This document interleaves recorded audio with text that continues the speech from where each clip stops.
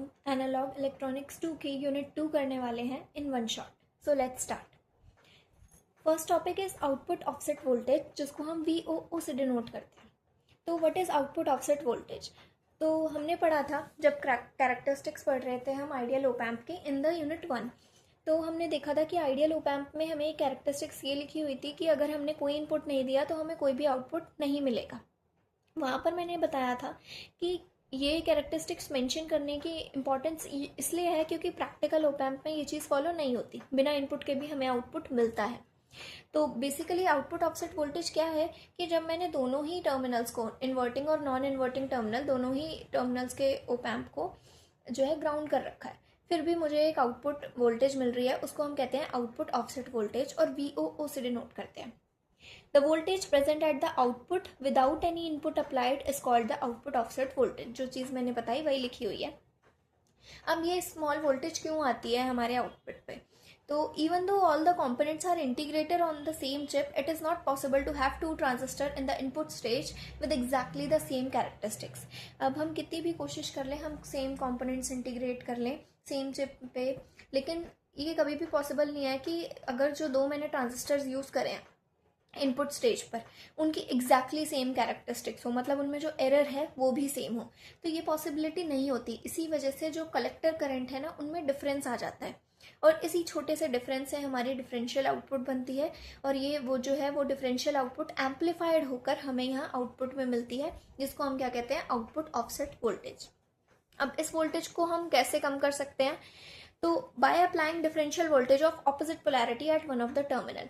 जितनी मान लो मुझे पॉजिटिव VOO मुझे आउटपुट पे मिल रही है, तो इतनी ही जो है डिफरेंशियल इनपुट मैं यहाँ इन्वर्टिंग और नॉन इन्वर्टिंग पे मिलाकर डिफरेंशियल इनपुट दे दूँ, ताकि ये जो है, अगर ये प्लस VOO है तो मैं माइनस का देना चाहूँगी ताकि ये कैंसिल हो जाए।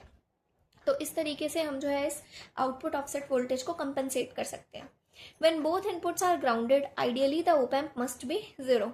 कि जब दोनों जो इनपुट्स हैं हमारे ग्राउंडेड है तो आइडियली क्या होना चाहिए, आउटपुट को 0 होना चाहिए। लेकिन प्रैक्टिकली ओप एम्प जो है एक छोटी सी आउटपुट वोल्टेज जो है वो जनरेट करता है।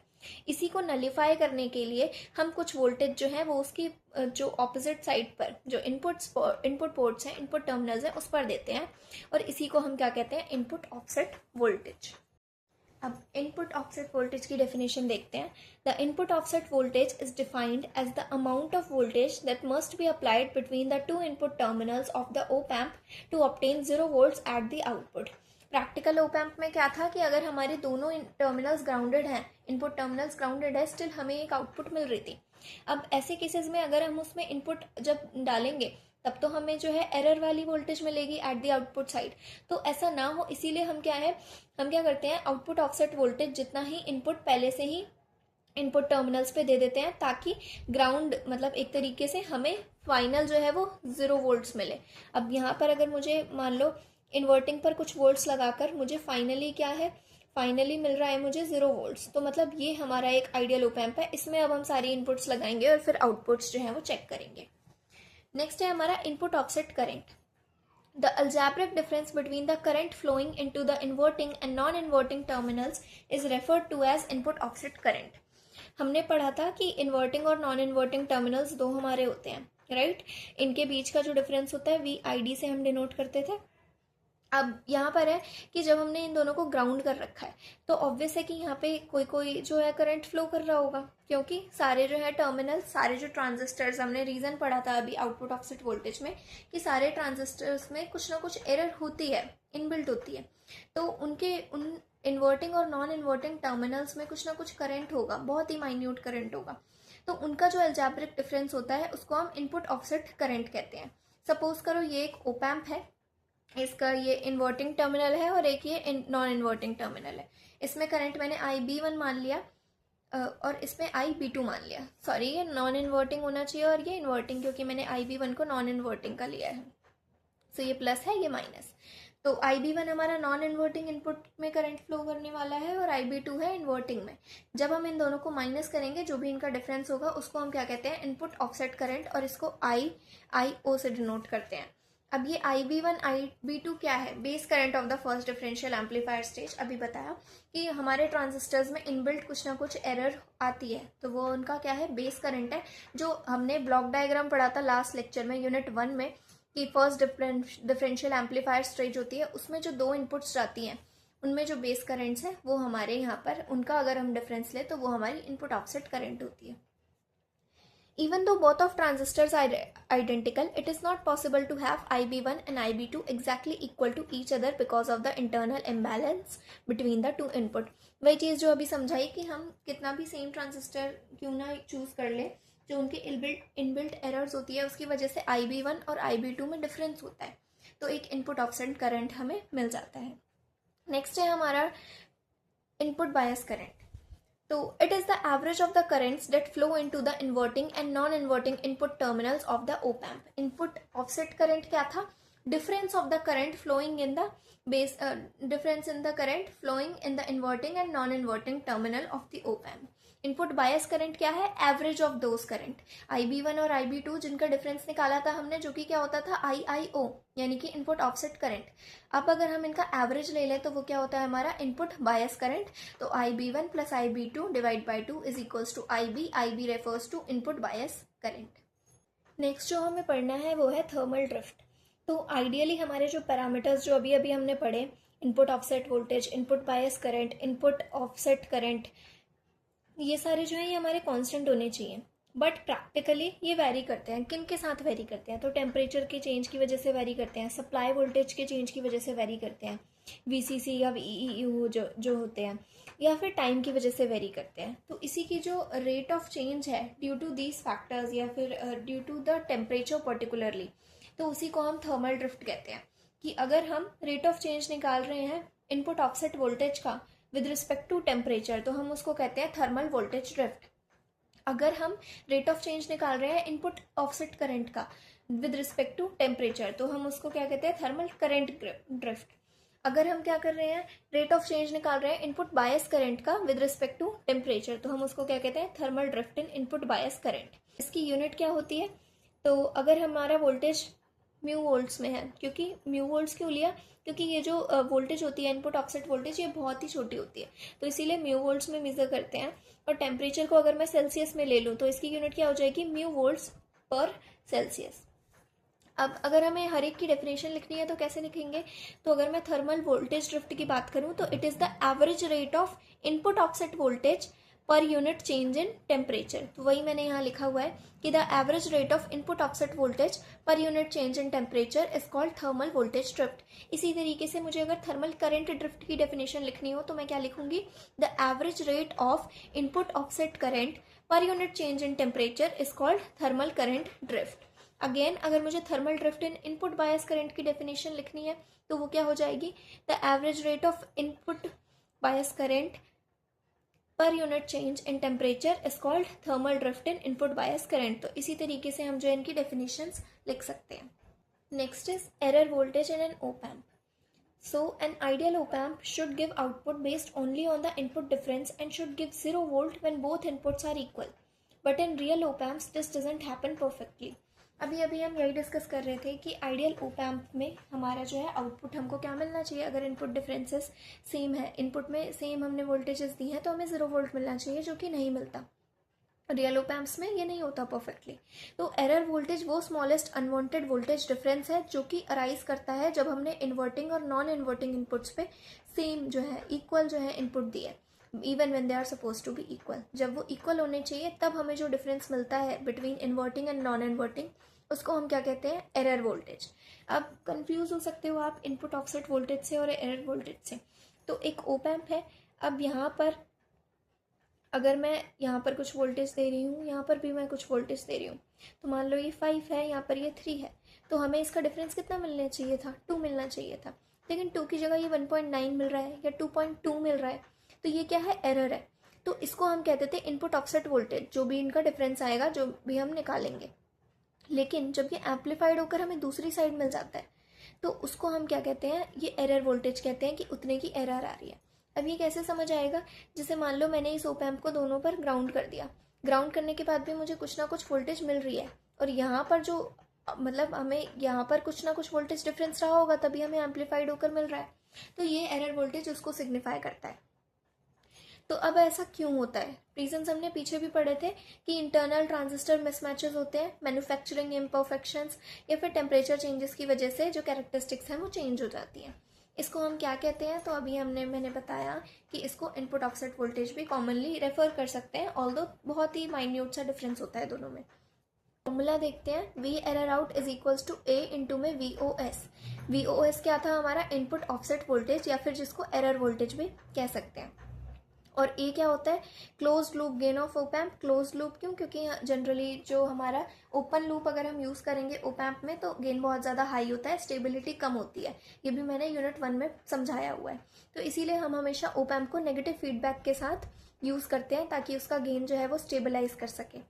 तो वी एरर आउट के क्या है? आउटपुट एरर वोल्टेज है। तो बेसिकली इनपुट ऑफसेट वोल्टेज जो है हमारे इनपुट फेज में होता है, इनपुट फेज से ओपैम्प के थ्रू होकर ये एम्पलीफाई हो जाता है वोल्टेज गेन से मल्टीप्लाई होकर, तब हम उसको क्या कहते हैं? एरर वोल्टेज कहते हैं। अब ये क्यों इंपॉर्टेंट है, हमने क्यों पढ़ना है? तो it gets amplified by the op amp, can cause wrong output specially in high gain और प्रिसिजन सर्किट्स। अब एक ओपैम्प का एप्लीकेशन ये भी है कि उससे प्रिसिजन सर्किट्स बनाए जाते हैं। तो ऑब्वियस है कि अगर ऐसी छोटी छोटी चीज़ें माइन्यूट से डिफरेंसेस आएंगे तो उससे हमें करेक्ट आउटपुट नहीं मिलेगा, रॉन्ग आउटपुट मिलेगा। इसीलिए पहले ही हमें ओपैम्प को जो है चेक करके प्रॉपरली उसकी इनपुट ऑफसेट वोल्टेज या एरर वोल्टेज पता करनी होती है, ताकि हम फाइनल आंसर जो है प्रिसिजन के साथ निकाल सकें। अब हम पढ़ेंगे कॉमन मोड कॉन्फ़िगरेशन के बारे में। तो when the same input voltage is applied to both input terminals of an op amp, the op amp is said to be operating in common mode configuration. जब भी एक ओपैम्प को हम दोनों में, इन्वर्टिंग और नॉन इन्वर्टिंग में, सेम सप्लाई दे रहे हैं, सेम वोल्टेज दे रहे हैं, उसको हम क्या कहते हैं? Common mode configuration. तो VCM is equals to common mode input and VOCM is common mode output. ये क्या है? वोल्टेजेस है। ये कॉमन मोड इनपुट वोल्टेज है एंड ये कॉमन मोड आउटपुट वोल्टेज है। तो कॉमन मोड वोल्टेज गेन क्या होता था हमारे पास? वोल्टेज गेन क्या होता है? इनपुट जो आउटपुट वोल्टेज है divided by input voltage, ratio of output voltage to input voltage. अब अगर जो हमारा आउटपुट वोल्टेज है कॉमन मोड में उसको हम VOCM से डिनोट कर रहे हैं, और जो हमारा इनपुट वोल्टेज है कॉमन मोड में उसको हम VCM से डिनोट कर रहे हैं। और क्योंकि ये वोल्टेज गेन मैं किस में निकाल रही हूँ? कॉमन मोड में, इसीलिए मैंने इसको ACM लिखा है, voltage gain in common mode configuration. तो आइडियली ओपैम्प एम्पलीफायर क्या करता है? सिर्फ डिफरेंशियल इनपुट वोल्टेज को जो है वो एम्पलीफाई करता है। मतलब अगर इन्वर्टिंग में मैंने V1 दिया है और नॉन इन्वर्टिंग में V2 दिया है, तो ये V2 माइनस V1 को जो है एम्पलीफाई करके देता है। But due to imperfections within practical op-amp, some voltage will appear at output which is VOCM. अब क्योंकि हमने कॉमन मोड में क्या पढ़ा कि इनपुट वोल्टेजेस वो जो है सेम है, मतलब कि V1 और V2 सेम है। अभी हम पीछे टर्म्स पढ़ते आ रहे हैं तो उसमें हम यही पढ़ रहे हैं कि प्रैक्टिकली क्या होता है, चाहे अगर हम सेम इनपुट्स भी दे रहे हैं तब भी ओपैम्प जो है वो कुछ ना कुछ वोल्टेज हमें देता है। तो वही चीज़ यहाँ लिखी हुई है कि अगर हम कॉमन मोड में ऑपरेट कर रहे हैं, सेम इनपुट दे रहे हैं, तो VCM मैंने दोनों में इनपुट दी, तो इनका डिफरेंस क्या हो गया? मान लो इन्वर्टिंग है, नॉन इन्वर्टिंग है ये टर्मिनल ओपैम्प का, दोनों जगह ही मैं क्या दे रही हूँ? VCM दे रही हूँ। तो वैसे क्या होना चाहिए था कि ये दोनों जो है हमारे इनमें डिफरेंस ही नहीं आएगा, डिफरेंस नहीं आएगा तो एम्पलीफाई भी नहीं होगा, जीरो आउटपुट वोल्टेज। लेकिन ऐसा नहीं होता, तो कुछ ना कुछ हमें आउटपुट वोल्टेज मिलती है, जिसको मैंने क्या लिखा? VOCM, common mode output. तो वही चीज़ यहाँ पर बताई गई है कि फिर यहाँ पर वोल्टेज गेन कितना होगा वो हम ऐसे निकालेंगे, ACM is equals to VOCM divide by VCM। अब हम ये क्यों पढ़ रहे हैं? तो एक टर्म मेंशन है हमारे सिलेबस में which is common mode rejection ratio. Common mode rejection ratio क्या होता है? It is the ratio of differential gain AD to the common mode gain ACM। जो डिफरेंशियल हमने डिफरेंशियल जो है ओपैम्प्स के बारे में पढ़ा था लास्ट वीडियो में, यूनिट 1 में। तो डिफरेंशियल गेन जो होता है हमारे पास, जिसको मैं AD कह रही हूँ क्योंकि डिफरेंशियल गेन है, उसका रेशियो अगर हम निकालें कॉमन मोड गेन से, जो कि जिसको मैं किससे डिनोट कर रही हूँ? ACM से, तो ये होता है हमारा कॉमन मोड रिजेक्शन रेशियो। तो ACM is equals to VOCM upon VCM। अभी ऊपर पढ़ा CMRR किसके इक्वल होता है? AD divide by ACM। अगर इसको डेसिबल्स में निकालना है तो वो होता है 20 log 2 by of this ratio, AD by ACM, 20 into log of base 2 of AD divide by ACM, जहाँ पे AD क्या होता है? हमारा डिफरेंशियल गेन, और ECM क्या होता है? Common mode gain. अब ये किसके इक्वल आ सकता है? फाइनली VIO अपॉन में VCM। तो जनरली एक्सप्रेस्ड इन dB, जब हम ये फॉर्मूला यूज़ करते हैं तो हमारा आंसर जो है वो डेसिबल्स में आता है। 741 IC के लिए CMRR जो है वो 90 dB होता है। ऑल्सो भी expressed as the ratio of the change in input offset voltage to the total change in VCM voltage, जो कि मैंने बता दिया। Input offset voltage divided by the common mode input voltage, इससे भी हम इसको डिनोट कर सकते हैं CMRR को। तो दोनों ही डेफिनेशंस अच्छे से कर लेना। Next is supply voltage rejection ratio. The change in an op-amp input offset voltage caused by variations in supply voltage is called the supply voltage rejection ratio. अब op-amp के input offset voltage में change आता है, किसकी वजह से change आएगा? Supply voltage की वजह से। सप्लाई वोल्टेज क्या होती है? दो सप्लाई वोल्टेजेस होती हैं, एक पॉजिटिव एक नेगेटिव। पॉजिटिव होती है VCC और नेगेटिव होती है VEE। तो ये इन दोनों में सप्लाई वोल्टेजेस में अगर कुछ चेंज कर रहे हैं तो उसकी वजह से हमारे इनपुट ऑफसेट वोल्टेज में भी चेंज आता है, और इसी को हम क्या कहते हैं? Supply voltage rejection ratio. तो यहाँ से आप सोच सकते हो कि फॉर्मूला क्या होगा SVRR का? Change in input offset voltage divided by change in power supply. वही चीज़ यहाँ पे लिखी हुई है। Change in input offset voltage को डेल्टा VIO से नोट करा है, and change in power supply को डेल्टा V से। अब यहाँ पर क्या है? ये सप्लाई वोल्टेज रिजेक्शन रेशियो को मैन्युफैक्चरर्स जो हैं वो PSRR भी लिखते हैं, पावर सप्लाई रिजेक्शन रेशियो, या फिर हम PSS भी लिख सकते हैं, पावर सप्लाई सेंसिटिविटी। तो एग्जाम में कोई भी दूसरा नाम लेकर भी पूछा जा सकता है। यहाँ पर हमारा जो फर्स्ट सेक्शन था यूनिट 2 का, द प्रैक्टिकल ओपैम्प, वो खत्म हो गया। ऐसा ही हमारा दूसरा सेक्शन है यूनिट 2 में, जो है frequency response of an op amp. अब वो करते हैं। So frequency response of an op amp, compensator network. An op-amp gives very high gain at low frequencies.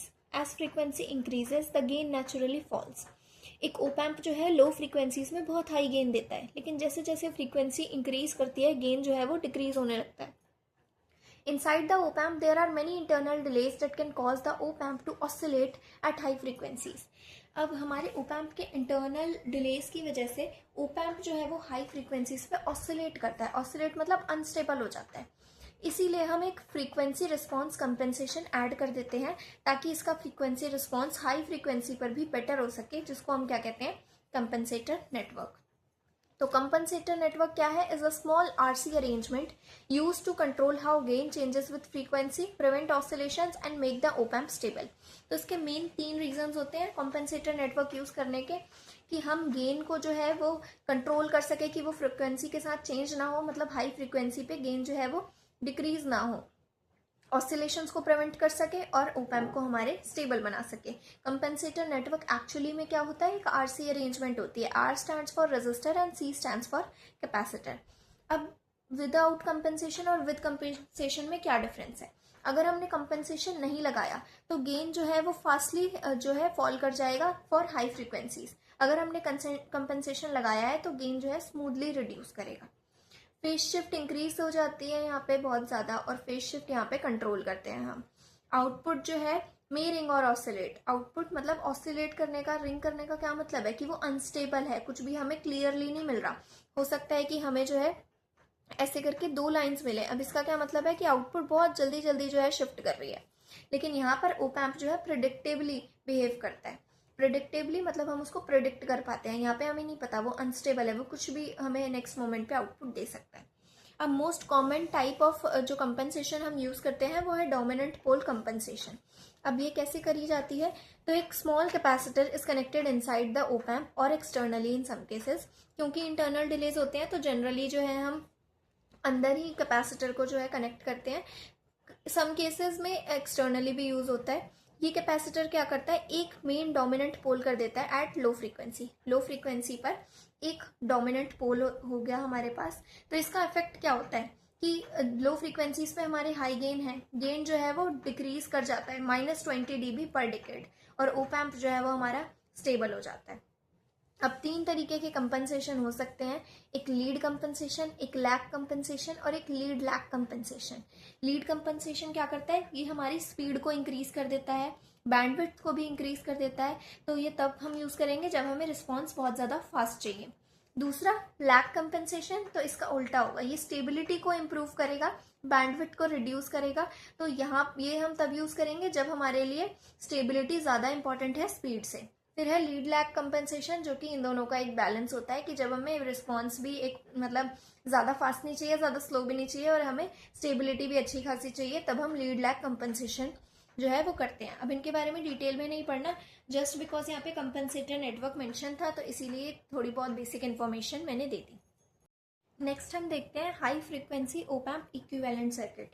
अभी हमने पढ़ा कि फॉर हाई फ्रीक्वेंसीज हमारा जो ओप एम्प है वो ऑसिलेट करने लगता है, अनस्टेबल हो जाता है, इसीलिए हम एज अ कंपेंसेटर नेटवर्क एक आरसी जो नेटवर्क है वो यूज़ करते हैं। तो बाकी का हमारा जो सर्किट है वो एज इट इज़ रहेगा। हम एक कैपेसिटर यहाँ पर लगाएंगे which will work with this R O as an RC network, जो कि हमारा कंपेंसेटर नेटवर्क होता है। तो V2 V1 हमारी दो इनपुट्स हैं, इनके बीच का जो भी डिफरेंस होगा उसे हम डिफरेंशियल वोल्टेज कहते हैं, जो कि हमारी इनपुट होती है।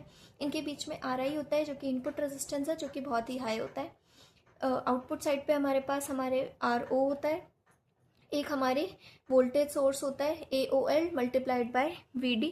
ये जो वोल्टेज सोर्स है ये डिपेंडेंट होता है इस डिफरेंशियल इनपुट वोल्टेज पर, इसी वजह से इसको हम डिपेंडेंट वोल्टेज सोर्स कहते हैं। इसको हम VTH और इस R0 को RTH से भी डिनोट करते हैं। VTH stands for Thevenin voltage and RTH stands for Thevenin resistance. अब यहाँ तक तो ये हमारा पूरा सेम इक्विवेलेंट सर्किट है, किसका? ओप एम्प का, जो कि हमने पहले भी पढ़ा है। अब हाई फ्रीक्वेंसी के लिए हम क्या करते थे? कंपनसेटर नेटवर्क ऐड करते थे। तो एज एन कंपनसेटर नेटवर्क हम ये कैपेसिटर ऐड कर रहे हैं, एक कैपेसिटर C को ऐड करते हैं ताकि आउटपुट जो है हमें हाई फ्रीक्वेंसी पर भी मिल सके। यहाँ पर जो हमारा वोल्टेज गेन का जो फॉर्मूला होता है वो कुछ इस तरीके से चेंज होता है कि आउटपुट नहीं, voltage gain of open loop divided by under root of 1 plus F divided by FL का स्क्वायर। ये हमारा किसके लिए होता है? हाई फ्रीक्वेंसी के लिए। इसको हम और क्या कह सकते हैं? Open loop voltage gain as a function of frequency. ये टॉपिक मेंशन भी है हमारे सिलेबस में कि open loop voltage gain as a function of frequency, तो वो यही फॉर्मूला होता है। यहाँ पर AOL क्या है? हमारा नॉर्मल ओपन लूप गेन, और F क्या है? फ्रीक्वेंसी जो अप्लाई हो रही है ओप एम्प पर, और FL क्या है हमारा? क्योंकि ये जो RC नेटवर्क है, RC नेटवर्क क्या होता है? ये एक लो पास फिल्टर होता है, ये एक लो पास फिल्टर की तरह एक्ट करता है ये RC नेटवर्क। तो इसकी जो कट ऑफ फ्रीक्वेंसी होती है उसको हम जो है FL से डिनोट करते हैं, ये FL यहाँ वो यूज होता है। तो ये हमारा open loop voltage gain as a function of frequency आ गया, और ये हमारा क्या है? High frequency op amp equivalent circuit. Our next and last topic is slew rate. It is defined as the maximum rate of change of output voltage per unit time expressed in volts per microseconds. तो slew rate कैसे defined होता है कि maximum rate of change of output voltage per unit time, मतलब एक given time में हमारी जो आउटपुट वोल्टेज है वो मैक्सिमम कितना चेंज हो सकती है। अब स्लीव रेट ऑब्वियसली क्योंकि हम वोल्टेज चेंज की बात कर रहे हैं तो dV0 डिवाइडेड बाई dt, और क्योंकि हम मैक्सिमम रेट ऑफ चेंज कर रहे हैं तो ये हमारा मैक्सिमम, तो slew rate is equals to dV0 by dt when it is maximum. इसका मतलब क्या हुआ? थियोरेटिकली तो हमने पढ़ लिया, तो जब भी मान लो हमारा आउटपुट 0 वोल्ट से 5 वोल्ट पर शिफ्ट हो रहा है, तो इन प्रैक्टिकल केसेस 0 से 5 पर सडन जो है वो चेंज नहीं हो सकता, उसमें कुछ ना कुछ हमारा टाइम लगेगा। अब ये जो टाइम है वो कौन डिफाइन करता है? हमारा स्लीव रेट डिफाइन करता है। It indicates how rapidly the output of an op amp can change in response to changes in the input frequency। कि अगर हम इनपुट फ्रीक्वेंसी में चेंजेस कर रहे हैं तो उसके अकॉर्डिंग हमारा op amp कितनी जल्दी आउटपुट में चेंज कर सकता है। जैसे कि मैंने फ्रीक्वेंसी चेंज करी तो 0 से 5 वोल्ट्स हो गया हमारा, तो ये चेंज वो कितनी जल्दी अडेप्ट करके हमें आउटपुट में दिखाएगा, वो डिफाइन होता है किससे? स्लीव रेट से। तो हमने यूनिट 1 में वोल्टेज फॉलोवर पढ़ा था। वोल्टेज फॉलोवर क्या होता था? जो भी उसको इनपुट दी जाती थी एज इट इज़ वो आउटपुट में शो करता था। तो अगर मैंने यही सिग्नल लिया है जो कि इस तरीके से एक रेक्टेंगुलर पल्स है 5 वोल्ट की, और बाकी सिग्नल 0 वोल्ट का है, अगर मैं इसको वोल्टेज फॉलोवर से पास करूँ इन एन आइडियल केस तो हमें ये एज इट इज़ मिल जाएगा। लेकिन प्रैक्टिकल केसेस में क्या होगा? इसको 0 से 5 वोल्ट शिफ्ट होने में कुछ टाइम पीरियड लगेगा, जो कि मैं T से डिनोट कर रही हूँ, और इस तरीके की ट्रेपेजॉइडल पल्स हमें मिलेगी। अगेन जब ये वापस 5 से 0 शिफ्ट कर रहा होगा तभी इसको कुछ टी टाइम लगेगा। तो इस तरीके की ट्रेपेजॉइडल हमें आउटपुट मिलेगी, जो कि एक्चुअल में इनपुट क्या था? एक रेक्टेंगुलर था। अब T depends on slew rate of an op amp. ये जो टाइम है ये कौन बताता है? स्लीव रेट बताता है ओप एम्प का। अब ये क्यों होता है? क्योंकि इंटरनल कंपनसेशन होती है कैपेसिटर की। कैपेसिटर कहाँ? इंटरमीडिएट स्टेज में जो हम लगाते थे। इसकी कॉजेस में हम अलग से भी अभी पढ़ेंगे। तो यहाँ पर जो स्लीव रेट जैसे जैसे हम बढ़ाएंगे तो ये जो टाइम है ट्रांजिशन का, ट्रांजिशन टाइम जो है इसको मैं बोल रही हूँ, तो ये कम होगा। जितना ज़्यादा स्लीव रेट है उतना कम हमारा जो है टाइम लगेगा चेंज होने में। और अगेन अगर स्लीव रेट जो है वो कम है तो टाइम हमारा, ये जो ट्रांजिशन टाइम है ये बहुत ज़्यादा होगा।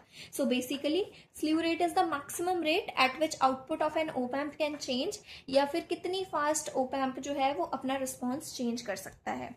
हमने पढ़ा कि स्लीव रेट अगर ज़्यादा है तो टाइम, जो ट्रांजिशन टाइम है वो कम लगेगा, और वहीं अगर स्लीव रेट हमारा कम है तो हमारा ट्रांजिशन टाइम ज़्यादा होगा। तो इससे हम ये सोच रहे होंगे कि जितना ज़्यादा हमारा स्लीव रेट होगा उतने ज़्यादा अच्छा है हमारे लिए। तो हाई स्लीव रेट अच्छा तो है, लेकिन साथ साथ इसके कुछ कॉन्स भी हैं, दोनों ही हम देखते हैं। सबसे पहले प्रोस क्या है? तो इसकी वजह से हमारा क्या है, हाई फ्रीक्वेंसी परफॉर्मेंस अच्छी मिलती है, क्योंकि नॉर्मली क्या है, हाई फ्रीक्वेंसी पे ये ऑसिलेट करने लग जाता था। दूसरा, हमारा जो ट्रांजिएंट रिस्पॉन्स है वो फास्ट होता है, फास्ट चेंजेस आते हैं। अब कॉन्स क्या है? तो क्योंकि अगर हमारा स्लीव रेट हाई है तो पावर कंजप्शन भी ज़्यादा होगी, हाई EMI होगी। EMI मतलब इलेक्ट्रोमैग्नेटिक इंटरफेरेंस, और पोटेंशियल स्टेबिलिटी इश्यूज हो सकते हैं। सो मेनली हमारे पास 5 कॉजेज हैं स्लीव रेट के। सबसे पहला इज इंटरनल कंपनसेशन कैपेसिटर। अब एम्पलीफायर में जैसे हमने अभी पढ़ा कि हाई फ्रीक्वेंसी में हम एक कंपनसेटर नेटवर्क यूज़ करते हैं, तो कंपनसेटर नेटवर्क में हम एक कैपेसिटर लगा रहे थे, तो उसकी वजह से हमारा जो है स्लीव रेट इफेक्ट होता है। दूसरा रीज़न है लिमिटेड अवेलेबल करंट।